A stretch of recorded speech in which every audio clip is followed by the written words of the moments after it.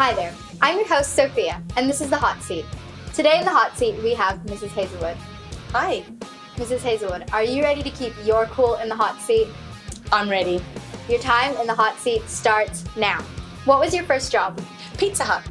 What's the superpower you'd most like to have? I would love to fly. Name one thing currently in your fridge. Milk. What's your favorite color? Black. Cat or dog person? Both. What's your all-time favorite book?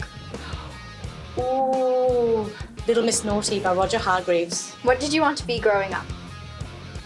Always wanted to be a teacher. What's your favorite holiday destination? Anywhere by the beach. What's your greatest teaching achievement? Working at SJII. What's your greatest personal achievement? Personal achievement. I don't know. What's your favorite gadget? My phone. What's your favorite quote or motto? Fortune favours the brave.